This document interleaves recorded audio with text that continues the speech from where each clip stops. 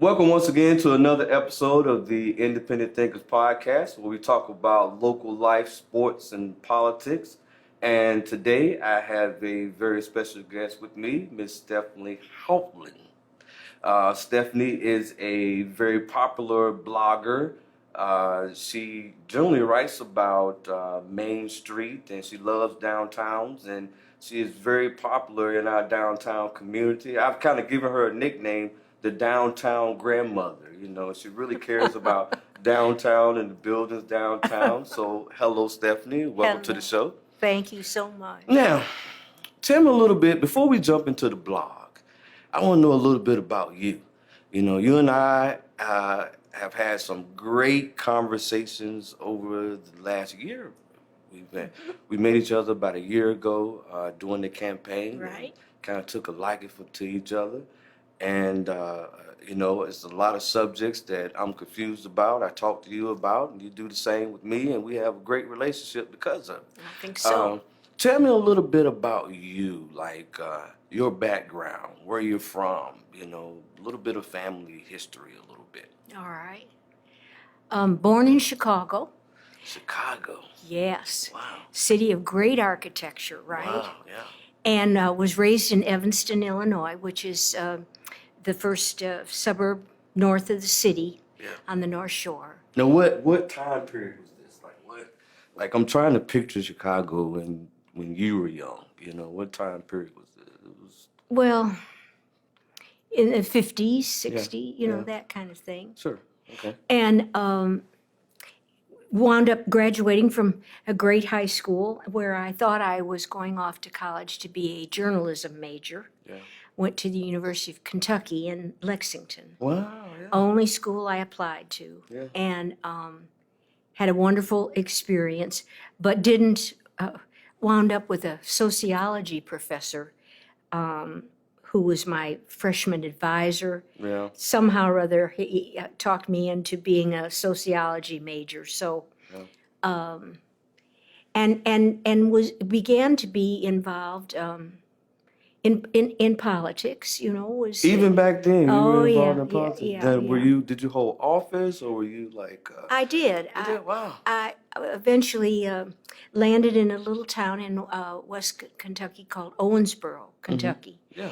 and wound up being Republican county chairwoman Wow. for there. And Was that the first? Were you the first Republican county chairwoman? no, they had a chairman, a Republican chairman and chairman. Yeah. Wow. So and ran some campaigns. We had a man running for the Senate, and I was involved in that. A lot of things like that. Yeah. Getting up and going to the polls at whatever to be there all day, you know, that sort of thing. Yeah. Loved wow. it. Loved it. You were married. I remember you telling me that. Yes, Your and- husband passed away. Right. And you have. I see you on your social media page. You have grandkids, correct? Yes, Yeah. and actually 4 great-grandchildren. Wow. Yeah. It's quite something to behold. How is that? Because I'm starting to like scratch the surface of that, you know, now. You know, my son's 24, my daughter's 7. Just started kindergarten at Rocky Mount Academy. You know, we're proud. Hello, Ava. What is it like to see these generations? You know, you can kind of step back sometimes and look at your family on a holiday and see Yeah. these generations of kids. How's that feeling? You know, it's probably not scientific, Yeah. but I am convinced that I outgrew my mother, Yeah. and that my daughter Claire has outgrown me. She's much wiser. Amazing. Yeah. And now I see her daughter, who is Sarah Catherine, who's just a marvelous mother and a great head on her shoulders. And now she has children. So it's quite something to feel that there is this line that runs through our tapestry. Amazing. And I like that a lot. And there are other children involved and other grandchildren. And it's, you know, it's been a blessing. Good. So what brought you to North Carolina? Like, originally, we retired from up in the Chicago area. My husband worked for Leo Burnett Advertising in Chicago. And when he retired, we came down to Chapel Hill to a Jack Nicholas designed course that's called Governor's Club. Yeah, yeah. And wonderful experience. And it, the idea that it would be nice not to run out of money at the end.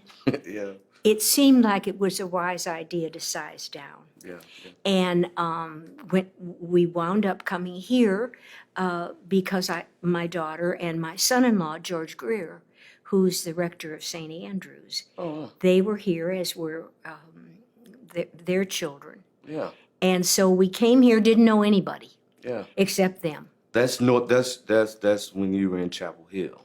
You didn't know anybody in Chapel Hill. That's when you guys initially moved. No, here. when we came here. Oh, wow, When we wow. came here Wow. to Rocky Mount, the real decision was because of them. Yeah. And it was a good decision because Bob passed away several years later, and life sort of took a new turn. So when did the journalism, blood start flowing in you? Like, you are kind of a different type of writer. I'm a reader. I don't really like to read books. I love articles and reading things on history. And your writing style is that you pull things from your life experiences and you tie those in to things that we are experiencing today. Where did that journalism blood start to pumping at? I'm not sure. The blog has been a fabulous experience. Yeah. And, it's like anything, they tell you to play tennis with a better tennis player so that you can get. Yeah. And I feel like there's a saying in the writing community that to write well, you must read well. Yeah, correct. Yeah. And I'm addicted to books and am never far without one. Yeah. So a lot of those things, whether it's pieces of poetry or a line from something, it all was available to me. Yeah. And I would make the connection or see the imagery, and have used everything from clips of songs. Yeah, you're right.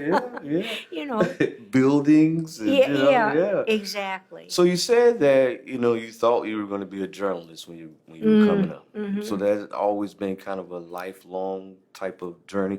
Did you knew at some point in your life that you would write about something? Am I correct? I did. Yeah. I did. Yeah. And I had written, and people used to say they liked getting letters from me. Yeah. Which of course I don't send anymore. I just email. Yeah. And so there's always been a part of me, that I kept journals for years, things like that. Do you still have those? Oh, yeah. Really? Yeah. Do you share them with your kids or? No, not yet. Not yet? And you have to decide. Yeah. A long time ago.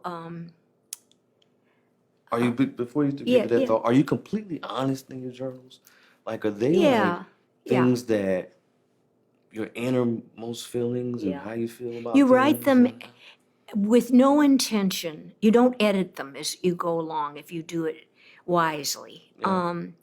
You write them as if no one will see them. Amazing. And you have to make a decision sooner rather than later that perhaps you're going to pitch them. Yeah. You ever thought about writing a book? I've written 2 books. Yeah, that's correct. And I'm finishing a 3rd one, Yeah. which I'm really happy about. Yeah. The blog has taken me off track, but I'm in the final edit finally. Good. Now, Main Street is your passion. You come from a historical context when you're talking about Main Street. I guess it's things that you have seen when you were growing up as a kid, and how things could possibly be. You allow the reader to use their imagination and their eyes are like the canvas of the world. The way that you kind of write, your descriptive writing style. where did this love for Main Street come from? Main Street, Rocky Mount come from? Got here and asked Bob to take me downtown to kind of look around. Yeah. And I What was year was this? I'm sorry. 6 years ago, Okay. whatever that was. Yeah. And I was haunted by it. Yeah. There was this fabulous architecture, and it was silent. Yeah. It's amazing. And I stewed around about it, and I believe in prayer. Yeah. So I prayed a little bit about it, and you know how you feel like the Lord says something to Yeah. you, and what He said to me was, "You're a writer. Do something about it." Yeah. So I took myself off to John Gesso, who Yeah. I hadn't met but knew was the downtown development guy, Yeah. and asked him if I would be stepping on anybody's toes Yeah. if I started a blog.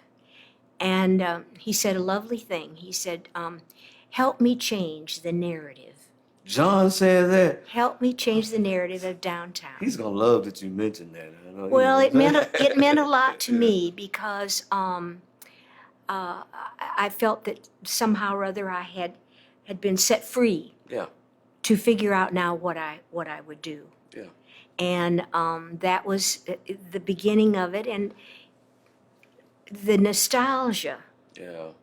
You know, I grew up in a time where people could ride their bicycles anywhere. Nobody worried about them. You got home by supper, or, you know, that kind of thing.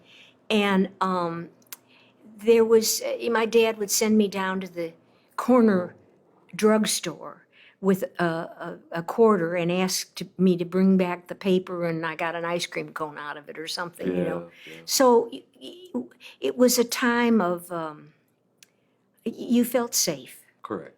And that nostalgia, in my imagination, Yeah. like when I'm on Villa Place, and going through there, I can imagine, you know, the kids out playing, or until you know, with the fireflies starting and the parents sitting on the porch, this sort of murmur of conversation. Yeah. And I can do that. And for sure, when I have been over sitting at Nabs on out front there, the train going by, and I can, you know, it's like if you just close your eyes and listen for a minute, it's like all the people who were ever there are still there. Yeah.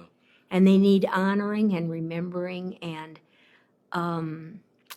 it's those kind of things. I was at the ribbon cutting at the on Beale Street, the apartments that were, Oh yeah. and those beautiful old trees that have been left, and you sitting there watching, and you know, again, the people who made their home in that area, that looked out after one another, that took pride in their children, and that I thought particularly about, you know, sort of the grandparents who were no longer there, but their children, you know, that. Right. And I'm just made that way. Yeah, I understand that point of view too, you know, because when I first, a lot of people think I had initially decided to go into Douglas Block because it was just an opportunity. But really, it was a sense of pride for me to be able to carry on what, you know, Mr. Douglas and all the other entrepreneurs started, you know, way in the 1920s. To be in that place now was just a wonderful Magical. feeling, you know, Really, magical. Really fabulous. Yeah. And it Mr. was Carpenter on the Yeah. on the drugstore, you know, that Yeah. everybody, I think he taught, you know, school, and Yeah. people loved him, and he, you know, he, you know, To hear honor- that gives you a sense of purpose today. absolutely. You know? I Yeah, think so. yeah, I yeah. do. I do too. Yeah. And Yeah. I think of, you know, our walkable neighborhoods, the Villa Place and Edgemont Yeah. is, You can tell our podcast, like, don't cut it. I want that in the podcast. Don't cut it. Go ahead. I'm sorry. Yeah, I forgot now what we We were talking about Villa Place. Yes. Well, just that those areas are walkable and over in Edgecombe, seeing the dads coming home and on Saturday washing the car and in my case, I think listening to the Cubs game, but that Yeah. wasn't what, Yeah. And who did people follow here in Major League Baseball? What was their Buck team? Leonard, like Buck Oh, Leonard well, back in the day, yeah. Buck Leonard was extremely popular, as Yes. an athlete in this area. He's been inducted in the Hall of Yeah, Fame. yeah. And it was amazing as a kid growing up, we would, and I played Little League Baseball in Rocky Mount, Great. and in Nash County at the time, it was only a few African Americans playing Little League Baseball.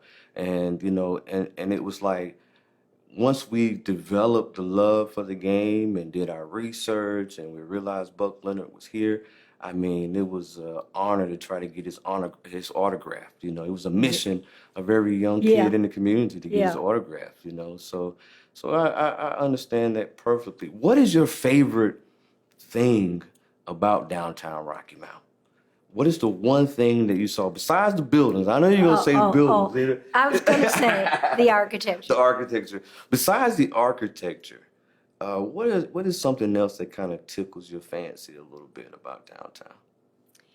Well, in this revitalization era, Yeah, sure. the idea that all of the stories that people tell about coming downtown with their grandmothers to get the prescriptions at the drugstore, Yeah. various things like that, that all those memories can be honored. Sure. And that obviously things need to be repurposed and the idea of the black-owned businesses Sure. and white Yeah. scattered through the downtown, it's everything. Yeah. It brings people, the idea that we have children growing up, and we want it's for them in many ways Correct. that this needs to continue to happen. Just a sense of opportunity for everyone. Yeah. To have an opportunity. It's a place in the city where everybody has an opportunity to be successful through hard work and through dedication, I And I agree. think every entrepreneur downtown should respect the work that was put in by the predecessors there and should honor the history of whatever building Yeah. that they're in. I think that's extremely important. Well, it is, and it's exciting. Yeah. I find it, exciting, and of course, I've met people downtown Yeah. that are just wonderful. You're not official until you write about them. Like there's like a sense of joy. I remember Mo DeLoach and myself, we talked about being included in your blog and, you've written about some great guys like, Troy Davis and the work that he's doing Yep. downtown, the Yep. important work that he's doing. Oh, Troy White, another developer, the important work that he's doing. Jesse, the important work that he's doing. yes. And I think it's important what you do because you allow people in the community to actually see the individuals who are putting in the time and effort to grow and develop the Yeah. community. Where back in the past, we didn't have that, Yeah. So I think that's important. Now, that allows you to continue to tell the story of Yeah. downtown, Yeah. Yeah. It does. Yeah. And some of the most, marvelous things have happened. I was, and I've told this story before because it's Yeah. one of my favorites. Sure. But I was, is it on Thomas? And anyway, I was there, and the car came around the corner, and the window went down, and this little sweet thing with all of her beads and her little pigtails, and the mother leaned across, and she said, "Honey, what you doing?" Yeah. And I said, "Well, I'm here because I'm taking pictures of the shotgun houses." Yeah. And she said, "Oh, honey, you got to come home with me." Yeah. Yeah. She said, "My aunties live just down the street, and they've lived here forever." Wow. So I followed her down, got back in my car, followed her down, went in, and here were these two, like 89 and 91-year-old. Turned out this lady was from Philadelphia visiting her aunties Yeah. and got in the car, got her folks together. They left. I stayed Yeah. Wow. and talked for a long time and then wrote about them. And it was just one of those privileged moments where Yeah. you get to hear somebody's story. Yeah.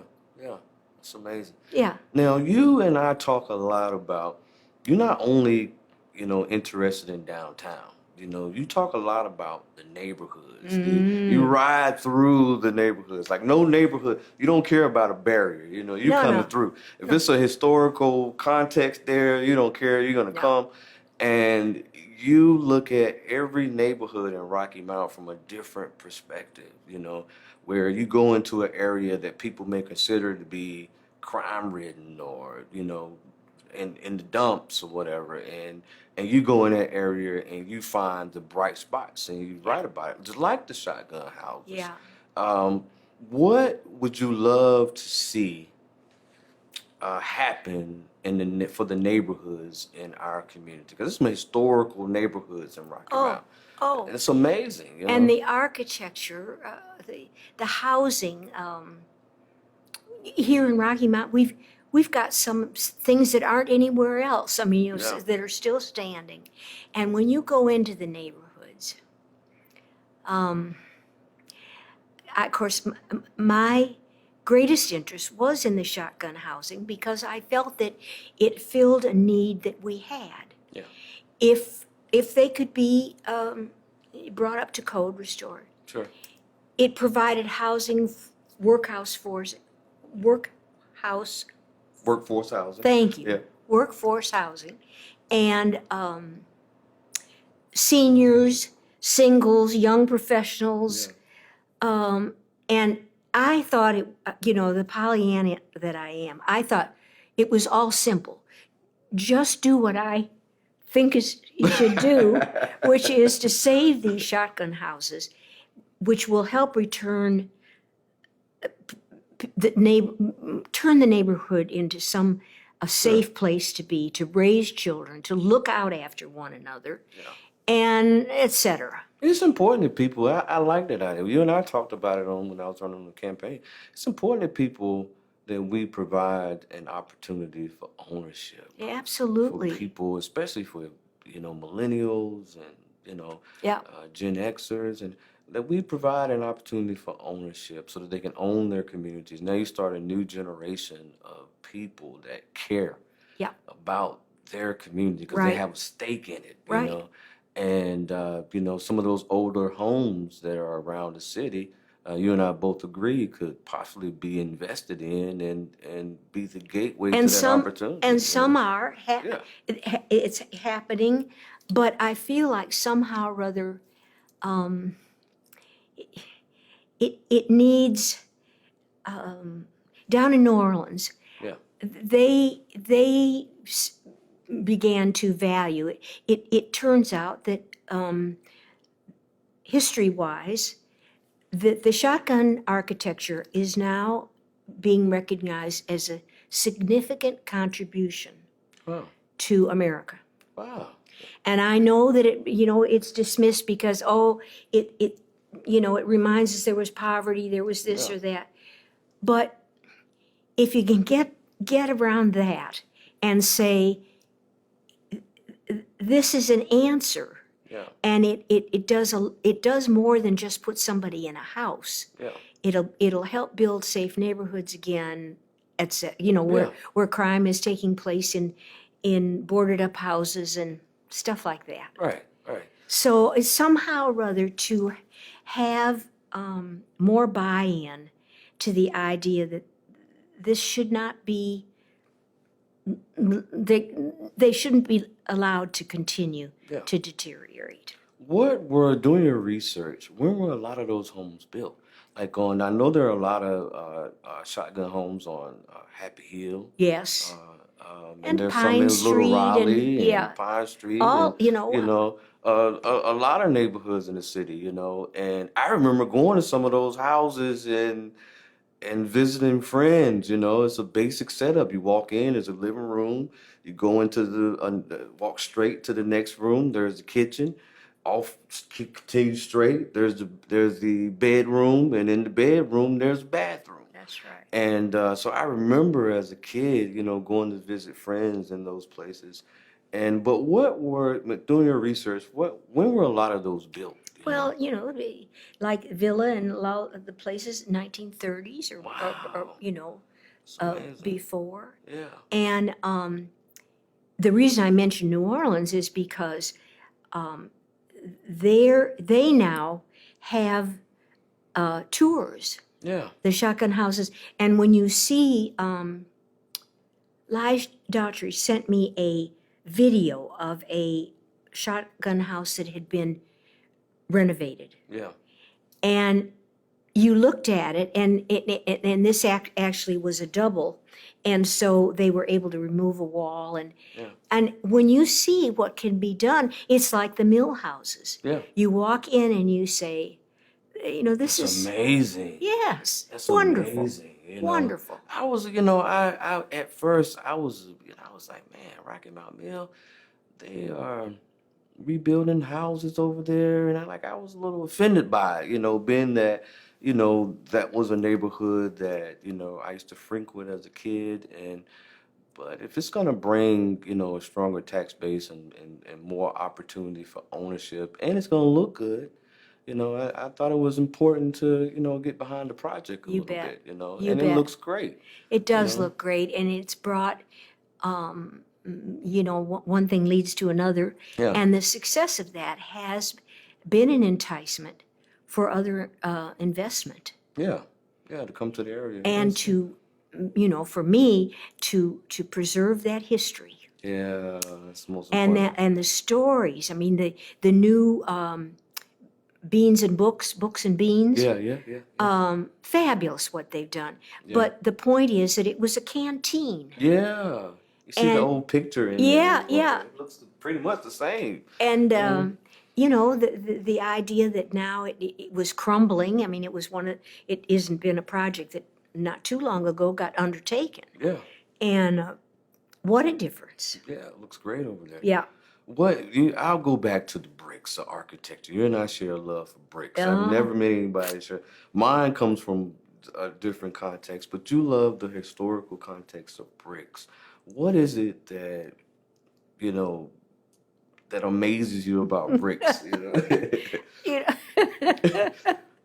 um, the idea that the craftsmanship, the work, Yeah, I wrote about a bricklayer who did the walls out at Wesleyan. yeah, So, but the idea that there was craftsmanship, there were work was a thing of pride, yeah, and I have a propensity to go and just sort of lay my hand on the brick and commune for a minute yeah, with the idea that it's still here. yeah, yeah. Hundreds of years. Yeah, Still yeah, here. still here, Yeah, and these buildings can be repurposed yeah, and can have a new life. yeah. What's your favorite building downtown? Oh wow, I've got so many.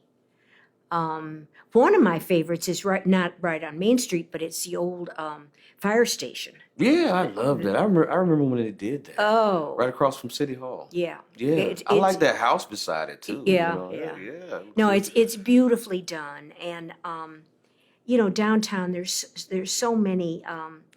I'm trying to think what. I don't know that I've got a favorite. What about 5 Points in that area right there? Oh. That's my favorite. It's It's always been my favorite right there because it's a, I've never known that building to be active in my generation. oh. And Sometimes you can go to the coffee house now that's opened up, and you can walk out of there, and then you can imagine what it was Yeah. like years ago. When I look at old photographs, I always want to see that particular Oh yeah. building. And when you Oh walk yeah. in, and the old drugs that are around, and all of that, It's that's pretty it's cool. it is cool, and I've been privileged to see inside the post office, Yeah. which is going to make a marvelous something or other. I'm telling you, I'd have thought by now that, we would Yeah. have had something going on with that thing. Yeah. Because from a structural standpoint, it's pretty solid. And I don't know, I've forgotten it, not ratio, but somebody has done some renderings Yeah, yeah, yeah. and put trees on the side, and Yeah, it looks it's good. it's special. You Yeah. look out one of those windows and you can see, and here again, you think,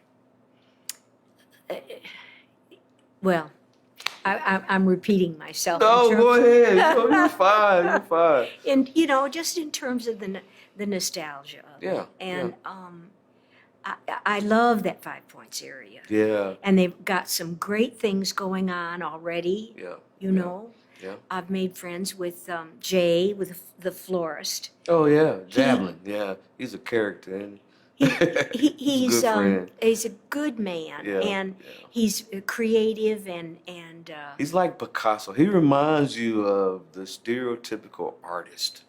His uh, temperament and his yeah, love for his craft. And right. sometimes I just look at him, man. I'm just like amazed. I was like, man, he's like a Rembrandt running around and lining everybody up, and it's it's I amazing. got to go down and work at the shop.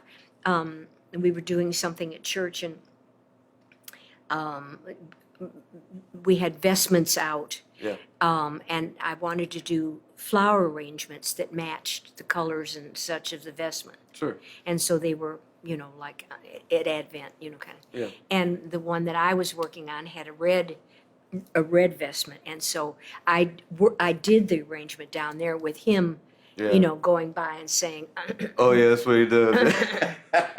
and I've arranged flowers for years, Yeah. but he's a talented and important Yeah. to have him here. Yeah. I think he serves on several of the downtown stuff. He does. He's with the Merchants Yeah, Association yeah, with me. important, and, you know, important. Very, very good guy. My favorite building, though, my most favorite building is the old Epstein building on the corner, Oh yeah, right there across from Self Help. Now, that Self Help building is a nice building, too. yeah. When you go inside of it and you go upstairs, the elevator is the most scary, in the entire city of Rocky Mount. I'm like, man, this thing is still in use. It's like a little man, like, just pulling you up or something. But, the Epstein building is it's just the way that it sit on the corner, across He from must the have been tracks. something. I remember as a kid, man, like, the style of clothing there was my style growing up, like I was like modern classic American style is what my mom kind of trained us on and growing up. Yeah. And the clothes in there were, so it was like just going in there and seeing the clothes, and it was just always, as a kid, I just remember going downtown and going in different places, hoping that Jean Kitchen was working at Almond Drugs that day as a little kid, so I can get a hamburger and get to look at her at the same time. Yeah.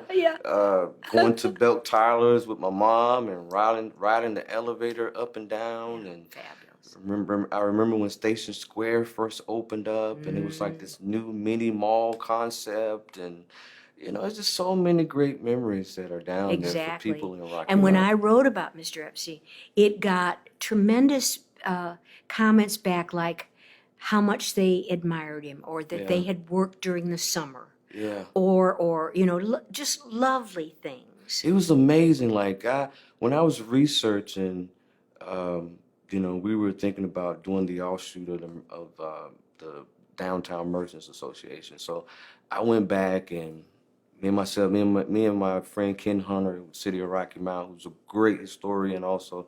We went and we found the like original. They had this group, but it was similar to a chamber, and he was like one of the bit leaders in the business community. And it was like the early 1900s, and it's amazing. There were African Americans that were a part of that group in the early 1900s, Good.